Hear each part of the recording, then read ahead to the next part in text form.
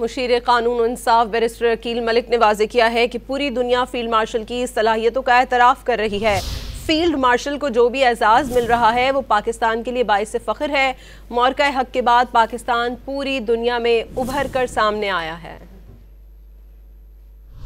बेशक इसमें कोई दो राय नहीं है और वाज़े तौर पे आपने देखा कि वॉशिंगटन पोस्ट और उसके बाद फिर सदर ट्रंप की अपनी तकरीर और फिर उसके बाद अल्हम्दुलिल्लाह जो एक हाईएस्ट ऑनर है सऊदी किंगडम की तरफ से, सऊदी गवर्नमेंट की तरफ से, वो जो है ऑनर मिलना, वो जो कि पूरे पाकिस्तान का ऑनर है। और उसके बाद आज फाइनेंशियल टाइम्स और एलेक्स रसल का जो आर्टिकल आया है फाइनेंशियल टाइम्स में, वाज़े तौर पे इस चीज़ के देखें कोई दो राय नहीं है, इस चीज़ के वो मुतरादिफ हैं और ये बिल्कुल एक्सेप्टेबिलिटी है इस चीज़ की कि जो मिलिट्री डिप्लोमेसी है इट्स रियली वर्किंग। और जो बुनियाद महसूस और मार्का हक के बाद अल्हम्दुलिल्लाह जो एक पाकिस्तान का जियो पोलिटिकल क्लाउट है और जो प्लेसिंग है एट द हाईएस्ट लेवल कह लें